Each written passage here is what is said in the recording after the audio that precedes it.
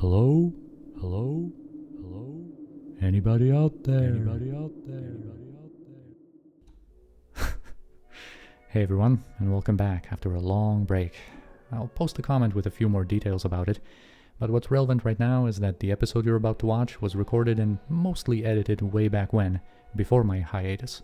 However, I wanted to wait with posting it until I was ready to come back to making videos again, and that time is now. Hopefully this way the video can serve as a nice reminder of where we were at in our journey, and with all the preparations I had done freshly in our minds, we'll be ready to jump straight back into it again. So keep that in mind, enjoy the episode, and I'll see you soon in fresh, new, rusty as all heck content. Take care. Stay a while and listen. Hey everyone, and welcome back to my Completionist playthrough of Diablo 2 on Hardcore. This episode is going to be dedicated to all of the preparations we're going to do before progressing to Hell difficulty. And it's likely going to be constructed from parts of different farming sessions, but right now I wanted to give a little introduction to what we're going to be doing and what already happened. So before this episode I've done a couple of things. I did well over 50 lower Kurast runs because they don't require any preparations, they are fast, they could give us some useful stuff, and I felt like opening some super chests, I guess. And also I leveled up in the Worldstone Keep to 69 Lemao and put 10 more hard points into strength since it was about time to get to 60 and we're actually going to need it. And I also put a point into frozen armor because we don't want to use our staff on Switch anymore, but something else instead. But anyway, let's take a look at our spoils from those runs. As you can see, I found a ton of gems and quite a few runes, although nothing too spectacular. These two shale runes were the highest ones I found. Then when it comes to jewels, this one is slightly interesting with its 8 strength and 4 resists, but the other one is just going to be used in the process of crafting. And then we have quite a few life charms, so let's go through them. 23 life from this grand charm, 17 and 18 from the large ones. This one we actually found in the previous episode on the cow farm, I just didn't identify it before ending the recording. But none of them are going to be too impressive when compared to these small ones, and this is once again going to harken back to something that we've discussed in the past, about the small charms generally giving us the most stats for the amount of space they occupy. Because here we have 14, 13 and 12. So for example, if we take these two, they give us 27 life combined, which is of course a much better deal compared to any one of these. But anyway, I'm going to rework our charm situation in between episodes, but even now, without thinking too much, we can do a few quick switches. So for example, we can replace this 18 grand charm with this 23, we can replace the 16 one with a large charm and a small one, and then we can replace this 11 life large charm with 2 smalls, and this is already going to give us an improvement of 35 life, so very nice.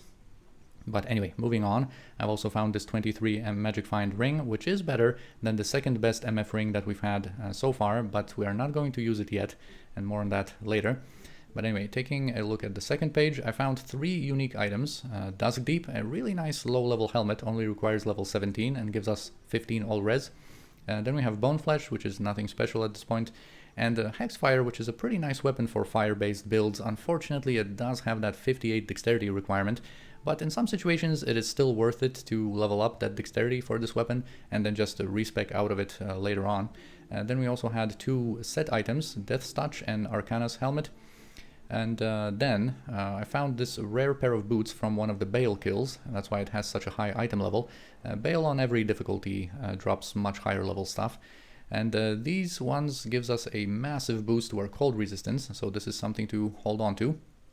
And in lower Kurast I found this plated belt, so this is a 4-row belt, with 44 life and 14 fire resist. So these values could go up much higher, but in our current situation this is still very nice, and I think we are going to replace our current belt with it. We are going to lose some FHR, and we are going to drop by 1 frame when it comes to our hit recovery, but this is not a big deal considering that we have Spirit and Stealth giving us 80 FHR in total.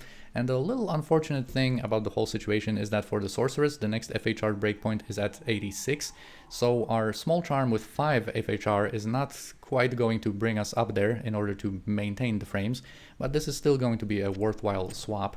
So we are going to get that. Now we have 4 rows. Finally, we can get a few more potions on our belt.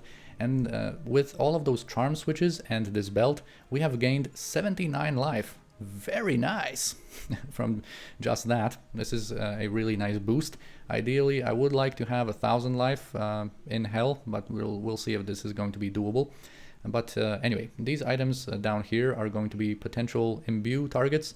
I guess I can't help picking up more Demon Hide sashes, but the two notable items from this batch is the Vampire Bone Gloves and the Wormhide Boots, because those are elite items that dropped in the Worldstone Keep, whereas of course the other ones are exceptional. And then we have those two chest armors with two open sockets, something for perhaps smoke, either for us or a mercenary. This is basically, I'm collecting such items just to give ourselves some options in the future, because these ones have different strength requirements, they have different defense levels, so just depending on our situation and what we're going to need, we are going to have a few more items to make our decisions with. And then I already have prepared our Magic Find gear. But before we talk about these items in detail, I just wanted to take a moment to talk about Magic Find in a more broader sense for just a little while. I'm going to link to some more detailed sources in the description if you're interested, but the two important things about MF I wanted to briefly discuss here are that first, MF of course improves our chances of finding magic, rare, set and unique items, so with more of it we will see more of those types of items on average. And the second thing is that Magic Find suffers from diminishing returns, and of course having more of it is always going to be good, but once you cross that 350-400 threshold, those diminishing returns become really severe. And there are different schools of thoughts on it, but generally the best course of action is to have between 250 and 400 MF, and then just focus on your damage and your survivability to increase your killing speed and allow for comfortable farming on higher players' numbers, so that you can have faster runs and more chances for that Magic Find to work. But anyway, when it comes to our gear, it is of course going to be pretty bad, but we have to start somewhere. So anyway, here we have a 3 open socket death mask. There are a few helmets that allow 3 open sockets, both mask and death mask at item levels 41 plus go up to 3, and you can just buy them from Ormus. I didn't even have to reset him that many times to get this one. And it's going to be socketed with topazes for an additional MF boost, of course. There's also an option to go for a 4 open socket chest piece with even more topazes, but in our current situation there would be 2 drawbacks to it. First, most of the chest armors capable of 4 sockets are quite heavy and beyond our strength right now. And second, I want to keep that 63 FCR breakpoint, so we're going to have to keep using stealth and our FCR ring for that purpose. However, having a chest with 4 topaz gems will perhaps be an option for us for some hell farming once we respec to more strength and have a different FCR situation. We'll see about that. But then, oh yeah, and when it comes to this helmet, we are of course going to socket it with these 3 perfect topazes. Of course they weren't perfect when we found them in the past, but then I farmed for some gem shrines to upgrade them. This is not too necessary, the difference between a flawless and perfect topaz is just 4% MF, so it's not that big of a deal, but I wanted to make a proper 72 MF helmet here with these 3 perfect topazes. This is going to be a nice starting boost for us, but this is not something that we want to hold on to for too long. Perhaps if we find something like Tarnhelm, a helmet that gives us 50 MF and +1 to skills, I think I would hold on to this one still for nightmare farming, but for hell farming I would switch to Tarnhelm. But anyway, and then we have this 24% Magic Find gloves from way back, from normal I think. This is of course not a very good item, but it'll have to do for now. And then of course we have our trusty boots with 25 MF. Then we have our Nagel ring with that nice 29 MF roll. Then in Lower Kurast I found this 20 MF amulet that is slightly better than what we had before. We had one with 15 MF, and this one of course on top of that grants us that massive lightning resist. And then also I have found this 5% MF small charm. They can go up to 7%, but so this is of course not ideal, but this is still something that we're going to include in our inventory for now. And then we also have our shield that we are going to make rhyme in, so we need that shale and eth runes, and boom, now we have rhyme for an additional 25 MF boost. This is a notable shield for a couple of reasons. It grants cannot be frozen property, which is really important to some classes. It also gives 25 all resistance. So all in all, pretty decent shield, even for a little blocking in a pinch. But we are going to use it on switch. We are going to finally leave our staff here and we're going to equip rhyme.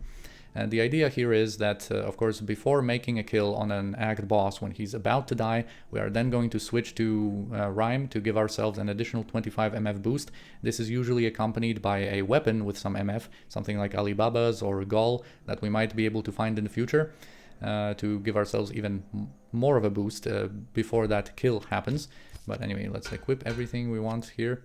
We are, of course, going to lose some resistances, and that's 6 strength from this ring. That's why we had to put some hard points into strength in preparation of being able to use this belt and the death mask. We can also include this charm, but with all of those gear switches we are going to have to suffer some lower resistances, but we do have a few charms that we could just stack here, some lightning resistance and fire. Just for now, we are going to showcase a typical run in just a moment, but before even that, I just wanted to showcase another cool feature of PlugY, that on the character screen you have these arrows that bring us to a list of all the different other types of stats, just to have a quick look. So in our current gear setup we are going to have 175 MF, and when we switch to Rhyme it is going to be around 200, so a pretty decent start. Also, just so that you can see, you can take a look at your total resistances, you know, any boosts to maximum resist, absorbs and whatnot. So a pretty cool feature. But yeah, now I think we are just going to do a quick typical run of to just showcase what I'm going to be doing for the next couple of days probably. And before we do though, I just wanted to mention that I have reset the maps on Nightmare quite a bit, prioritizing quick access to Mephisto. So check this map here. We take the waypoint, and then like 5 teleports are all that's needed to gain access to Mephisto's level here. The Andariel maps are not going to be that great, but still decent enough. But of course Mephisto is the more important one, because the route to him is more perilous, and he is also a more important boss to farm. So anyway, let's just go and get that kill then. Of course, we have to be careful with our lower resistances here. I'm not going to be too hardcore with those statics. I'm going to keep our distance and monitor his health so that we know when he's about to die, so that we can make our switch to Rhyme. Alright, now let's switch to it. And there we go. Well, nothing that is going to be too useful for us here. Let's just check that chest in the middle. Nothing too interesting there. And now let's go do Andariel. So the maps here are still going to be decent enough. Just in a matter of seconds we are going to be able to get to the next exit. I'm going to do a little bit of a careful approach here, although this is of course quite low level compared to where we are now. But anyway, Andariel, my dear, come here. And let's get that kill. Alright, so we got a few not too notable items. But anyway, one more thing I wanted to say about Andariel and the quest bug. By the way, Holy Water Sprinkler, I always love that name. This is a scepter. But anyway, when it comes to Andariel and figuring out whether you have bugged her properly, you can figure that out from the types of items that she drops. If she ever drops TP scrolls, potions, or arrows or bolts, she is not bugged. Whenever she gives you the quest drop, she is going to give you some like better items. And sometimes you have to be careful not to mistakenly attribute those drops to her whenever you kill her, and there are also, you know, some normal monsters dying around her. Sometimes they might drop some scrolls or something. But yeah, that is just a way to figure out whether she is properly bugged or not. But anyway, this is going to be kind of a typical run. I'm going to repeat for tens or hundreds of times, but before we leave to do more farming, let us just check out our spoils. Here we have an iron pelt with a pretty decent like value of damage reduced and magic damage, and some life on top of that. Then we have Ravenclaw, one of the bows that fires explosive arrows. And then we have the meat scraper. This is something that you can equip your mercenary with, and if the mercenary makes the killing blow, his magic find is going to be counted on top of your magic find. So sometimes there are strats where, you know, you equip your mercenary as well with additional magic find, and you strive to have him make the killing blow. But anyway, this is going to be it for now. I'm going to be off to do some more farming, and then going to be back soon with some kind of an update, I guess. So see you then.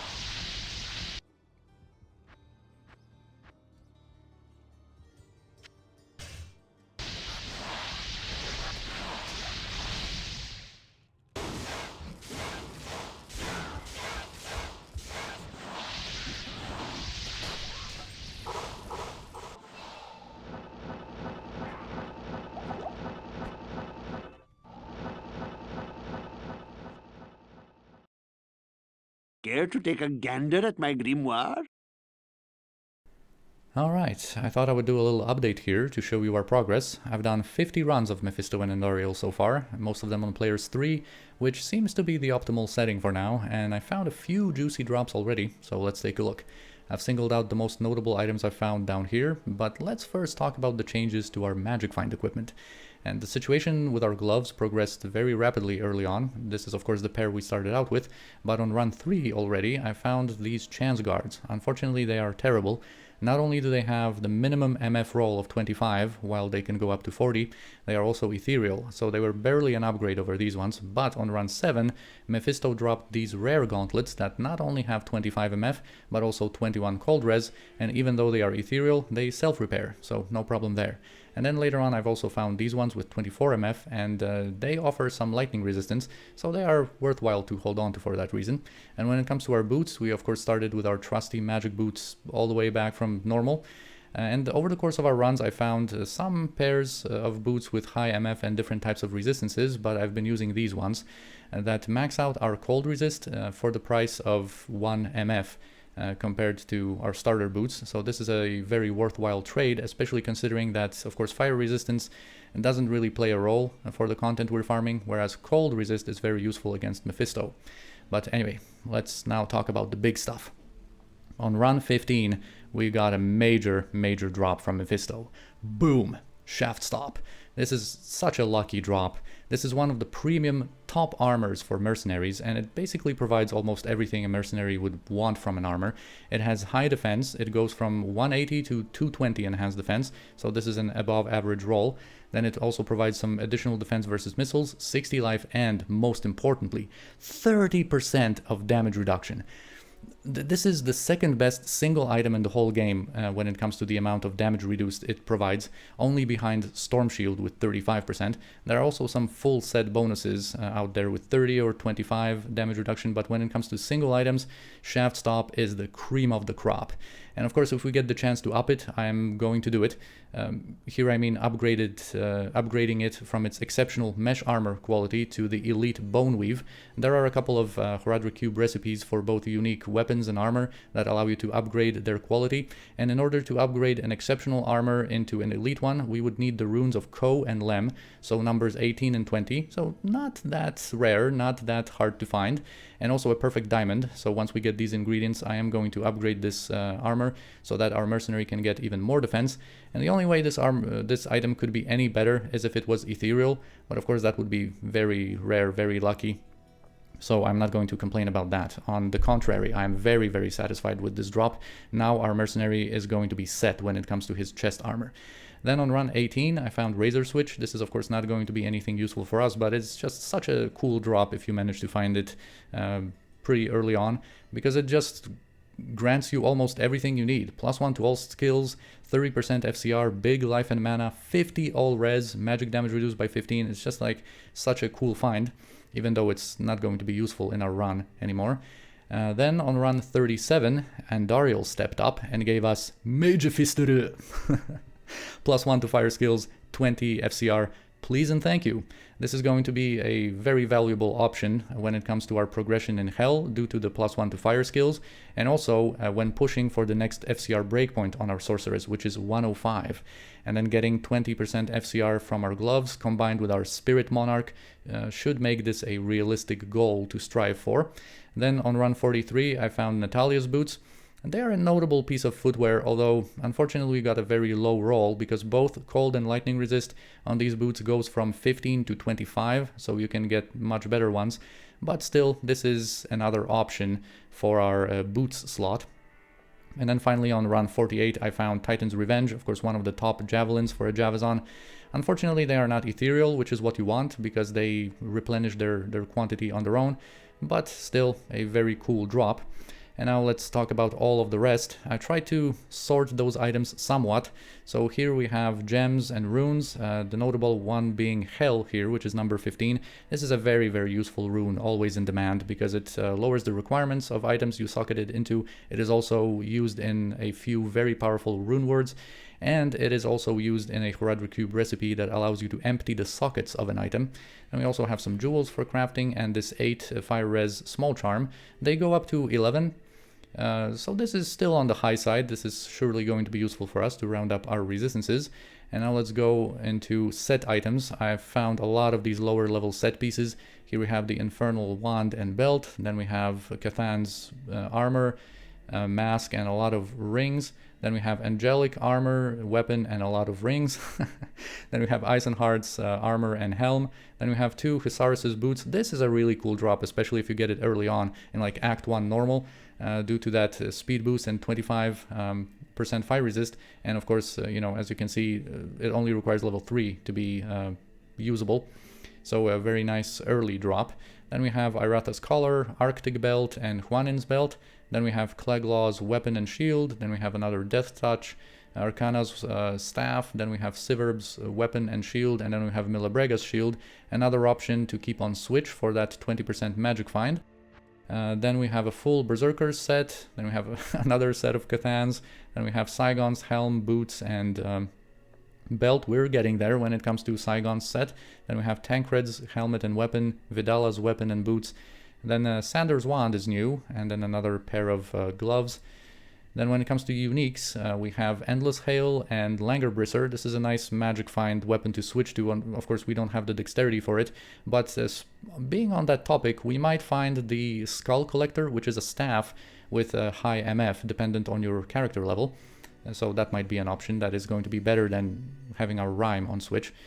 Then we have Umei's Lament, a very cool wand for Necromancer with +2 skills, 20 FCR, and Decrepify for free. And then we have Crush Flange with that 33 Crushing Blow, nice early drop. Then we have Rust Handle for Vengeance, Blood Rise. And then we have 2 Dark Clan Crushers with some Druid skills. Then we have Steel Driver. This is a cool damaging weapon, even though we got a low roll on its enhanced damage. It goes from 150 to 250, so it could have been much better, but still it has minus 50% requirements and 40% increase in attack speed. So even if you upgrade it to the next quality, I think it only requires 85 strength then. So a pretty cool, fast, damaging weapon. And the same case here with Bone Snap. It's a classic, of course. 40% crushing blow and just great damage. It goes from 200 to 300, so we got a decent roll here. But yeah, this weapon has great longevity for some builds, especially Shapeshifter Druids, I think. If you upgrade it and like socket it with a Shale for increased attack speed, I think then for some Shapeshifter builds, only the Immortal King Maul, I think, is one of the few upgrades above Bone Snap. So just a cool find. Then we have some unique armors, Rattle Cage, Heavenly Garb, Sparking Mail, more Venom Wards and Hawk Mails. Then Spirit Shroud is kind of cool with its +1 to all skills and cannot be frozen. Then we have a pretty decent Tarn Helm with a high roll of 42 MF. For now we are going to stick with our 72 MF helmet, but for Hell farming it might be worthwhile to sacrifice some of that magic find in favor of that +1 to all skills, we'll see. Tarnhelm magic find goes from 25 to 50, so this is a pretty decent one. Then we have the Face of Horror, Dusk Deep, Howl Tusk, another pair of Frostburns. These ones are not ethereal. Then Treads of Cthon, nothing too special, same with Snake Cord. Night Smoke is a pretty cool low level kind of early drop if you manage to find it. This is of course a 3-row belt with some mana and all res, pretty nice. Then we have another Nokozan relic, a Mantled Heel. These are common as dirt, but this is only the first one we found.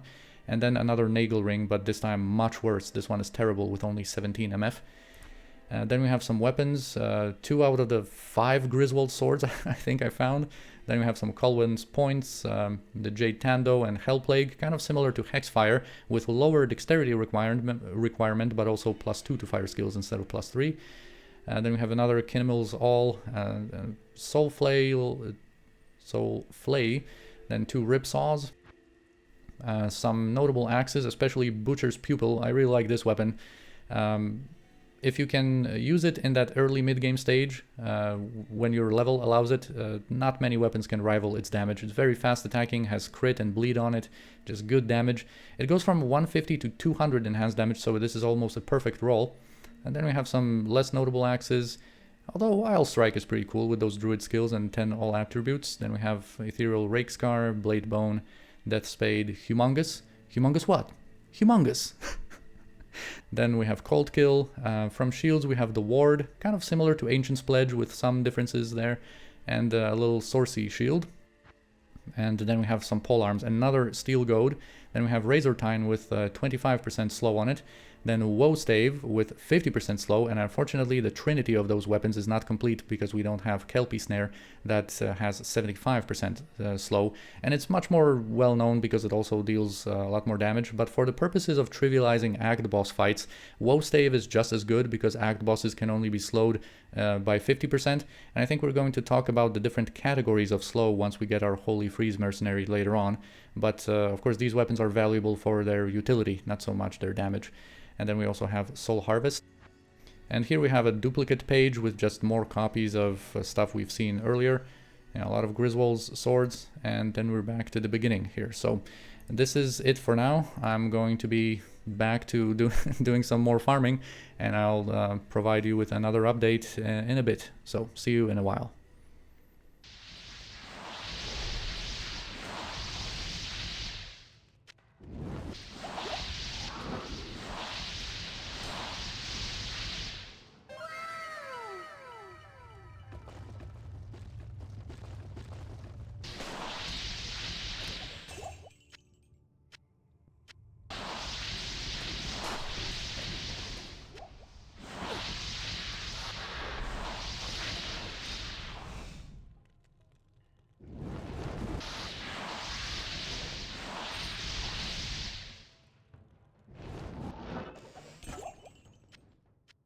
2,000 years later. I'm glad that's over with. Okay, our farming is complete for now, and boy do I have a final update for you. I've done 70 more runs of Mephisto and Andariel, so 120 in total, and then I did a few more Bale runs as well to get a couple more levels and have a last chance to find a decent polearm. And I might have gone a bit overboard with all this, but we've hit most of our goals now and we're ready to progress. So let's do a final summary, starting with the big stuff again. And here I'm going to continue using the total count of our runs, so from 51 onwards. And quite early on run 63, Mephisto dropped Vampire Gaze. Like, this is almost too much. If I fail this run now with such a well-geared mercenary, I'm going to feel really bad. Everyone's gonna laugh at me. It's going to be a horrible time. You'd think I'd be happy with these drops, but now I feel even more pressure not to mess up and waste this run. But anyway, Vampire Gaze is a great mercenary helmet. We got a max roll on lifesteal here, and a good one on damage reduction too, which goes from 15 to 20. And this is basically going to max out our Merc's damage reduction, since it caps at 50% anyway. And I was really expecting to get many Tal Russia helmets before seeing this one drop, but we'll take it, of course. This is going to have a bit of a downside though for a mercenary in the form of low resists for a while, but we're going to get more into that later. Then on run 70 we got War Travs. This is a top pair of boots for MF, which goes from 30 to 50, so not the greatest roll here. But we're going to focus on the strength and vitality they provide. We're going to want as much strength as possible from gear for our future respec, and the 10 strength here can be considered 10 less vitality we're going to have to give up in order to have sufficient strength for our Monarch later. So in a way, these boots effectively give 40 life. However, the problem is that they give no resistances, so I'm not certain we're going to be able to afford to use them, at least not right away.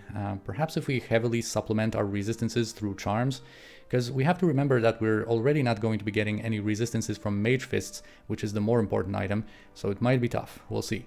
And then on run 84, we got Skin of the Viper Magi from Andariel. Never underestimate Nightmare Andariel, man. This is of course an amazing armor for a caster. The all res goes from 20 to 35, so we got an average roll, a bit below average, but it's a fantastic find nonetheless. That gives us +1 skills, maintains our FCR, and gives us a much needed resistance boost for hell. And we will lose some FHR here, not wearing stealth anymore, but here's where our small FHR charm is going to come into play and allow us to stay at our current hit recovery frames, because the breakpoint is 60 FHR and we're going to have 55 from Spirit and the last 5 from the small charm. And this is going to be only a temporary solution until we get our Spirit Monarch and go up in FHR again to a higher level. And now that we have a great armor like Viper Magi here, we could normally use Larzuk's Socket Quest reward on it and put a perfect ruby in it for 38 more life, for example, or some decent jewel, or theoretically an rune for all res if we were really rich. But we have to save one of Larzuk's rewards for that Monarch, and the other one is going to be used on a polearm for insight in a moment, so unfortunately we cannot spare it right now. I also found 2 of these Mahimo Curios. This might be our starting amulet in Hell, we'll see. I like the 10 to all attributes, which of course means 10 strength and 10 vitality, 10 to all res, so it's something to work with. I've also found this 59 life amulet, although I don't think we're going to use this one. And then when it comes to all of the other stuff, of course I found some gems and runes. The notable ones here is another Hell rune, 2 Io runes, which is number 16, and 3 Ko runes, number 18. So very useful stuff here. And having those runes opens the option for creating Obedience, a really nice mercenary weapon rune word, but I'd like to make it in an elite polearm, like a Thresher or Cryptic Axe, which are perfect for the task since they have a max of 5 sockets, so it might be an option later. But right now we're going to stick to Insight since we already have all of the ingredients for it, as you will see in a moment, and we'll see what happens in the future. Then when it comes to some charms, I found some lesser ones here with resistance or life, this 3% MF charm, which is pretty bad, but here are some better ones, some Vita charms especially, this one with 27 life and the small charm with 16. Vita is the best suffix for life on charms, and it still has a couple of value brackets depending on item level and luck. But whenever you get a Vita charm, it's likely going to be very worthwhile to keep in your inventory. And then I also found this 10 cold res charm, so almost the maximum amount. And we're surely going to use this one too. So we're going to work these charms into our inventory in between episodes. And then I found this bill in Worldstone Keep. This is an exceptional Volge that only goes up to 4 sockets, so this is precisely what we need, because Larzuk is going to give us exactly 4 sockets that Insight requires. We're going to actually take this with us already. And then from one of the Bale kills I got this rare ring with 27 life and unfortunately only 5 all res and some mana. But whenever we don't need this 10 FCR ring, we are going to use this one instead. And I think if we go the Mage Fists route, we are going to be able to start out with this ring already equipped on Hell. Then I also wanted to upgrade our belt, and so I started frequenting Larzuk's establishment a lot and bought a few notable options from him. Here we have a maximum of 20 strength and some resist, although of course the 20 strength is equivalent for 40 life, so not that impressive. And then we have a perfect 100 life just for the novelty of it. But here are the 2 serious contenders. This one is basically a bigger brother of the belt we're using right now with more life and more fire resist. And this one has really high life, but a bit unsatisfying resistance. Unfortunately, I didn't have the patience to get a combination of these 2 belts with both high life and a high resist, but one of these is going to do fine for now. I think we're going to probably start with this one. Then when it comes to some other rare items, I got these 2 double resist gauntlets, this one and this one, although here the fire resist is pretty negligible, but pretty high lightning res, so we'll see about that. Then these boots I de-equipped here for showcasing purposes. This was the pair of boots I used for the majority of the second batch of farming because they have 25 MF and both cold and poison resistance, which is of course perfect for farming Andariel and Mephisto. And I'm not sure if I showed these boots. I got them somewhere along the way with a pretty big boost to cold res. And then we have our old boots we used in the previous farming session. I guess we can equip those for now. And then when it comes to set and unique items, I sorted them in such a way to only showcase new stuff that we haven't seen before, and just a very, very few extra copies that were notable enough here. And then I've moved all of the duplicates on a later page, you will see. But here I would like to go a little bit quicker through all these items, so feel free to pause in order to inspect their properties in detail. So here we have Aldor's weapon. This is the Druid set. Here, this helmet is great for physical damage dealing characters or mercenaries, with the 35 crushing blow coming from it and a bunch of other useful stuff. And then from the same set we also have Magnus's skin. We added Milabrega's helmet to our collection, Tancred's amulet, Aretha's gloves. Here we have Hemosu's adamant, pretty high defense chest, a rite of passage, Juanin's weapon, Arctic bow, Sorceress's belt, which is really, really nice to find early, only requires level 3, and it's a 3-row belt with 20 life and 20 cold res, very cool. And then Arcana's plate, and we also managed to complete a couple of more sets with some additional drops. Here we have a full Eisenhard set, Cleglaws, Cathans, Siverbs, and also a full Saigon set as well. And then when it comes to uniques that we haven't seen before, we have Goldskin, Twitch Throw, and the Centurion. Nothing too special. Now the two noteworthy copies, we got another pair of Mage Fists and another Chance Guards, but they are bad as well with just 26 MF. Then we have Grave Palm and Blood Fist. Those are great early on, only required level 9. And look at all this cool stuff they provide. 30 FHR, 40 life is useful for everyone. And then for characters that actually use their attacks or mechanics based off of attack speed, like Assassin Traps, also 10% increased attack speed on them as well. Very nice. Then we have 2 shields, Steel Clash and Wall of the Eyeless, the FCR shield, a couple of helmets, Steel Skull with some MF, Coif of Glory, Blackhorn's Face, and Valkyrie's Wing for the Amazon. Then we have Goblin Toe, a notable pair of boots for the 25% crushing blow, and actually found 2 of these Silk Weaves. Then when it comes to weapons, we have the Diggler, Bloodletter, Atlantean, Stormspike, Spectral Shard, which is very cool with that 50% FCR. Then we have Gunther's Rift, Shadowfang, General's Tandaliga, Skull Spitter, Ironstone, and the Maelstrom Wand. Then we have a couple of Salamander staves. And the Chromatic Ire is very cool with a bunch of stuff that it gives, and increases maximum life by 25%. Pretty cool. And then we have the Iron Jangbong twice. Here are some more pole arms. Woe Stave again. We did get 2 Kelpie snares actually, so we have that 75% slow pole arm. Then we have the Meat Scraper for some MF, Hone Sandan, which is a very customizable 45 crushing blow pole arm with 3 open sockets. Then Spire of Honor deals big damage, but it's better on paper than in reality because it's a very slow weapon and it's used in charge builds primarily. Then we have the Soul Harvest again, Dim Oak's Hue, Battle Branch, the Grim Reaper, and Black Leech Blade. And here we have some ranged weapons, Hellclaps, Pus Spitter for some Necro skills, Ichor Sting, more Langur Bristers but with worse MF, Rip Hook, Sky Strikes. Kuko Shikaku is a pretty good notable bow. We have 3 copies of that, another Rogue Bow, and Wizendraw. And that's going to be it. And here I have a couple of pages of copies actually of items that we have seen before. We have gotten either in these farming sessions or earlier. And I eventually stopped even picking up these items, but I just wanted to showcase this in order to show that you have to go through a lot of the same stuff in order to add something new to your collection every once in a while. And before we go to the last segment of preparing our mercenary, I would just like to show you some of the resources we've been able to gather throughout our run. So here, of course, we have a lot of stuff to imbue or make runewords out of. And then we have some small gems, bigger gems. We have our rejuve supplies. Of course, we're going to switch to full rejuves on Hell. Then we have some leftover gems here. And then we have our rune stash sorted by number. And here, actually, I am going to already take Tyr, Tal, Ral, and Sol with us. Then we have some mage find stuff here and stuff prepared for our mercenary. We're going to take that with us as well. We're not going to need that fiend gutter after all. Then we have some stuff prepared for crafting, like jewels and various pieces of jewelry, kind of sorted by item level. And since we're on the topic, I wanted to mention that I think when it comes to crafting and imbuing, we are going to still wait a little bit, probably until we are done with Act 1 on Hell, because by that time we're going to have a higher character level, which is going to matter a lot. And also we're going to probably be able to pick up some higher item level amulets, which are also going to matter when it comes to crafting that caster jewelry.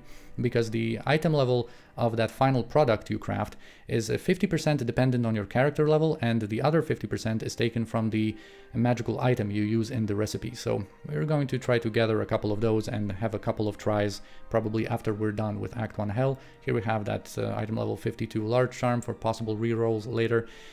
But anyway, let's also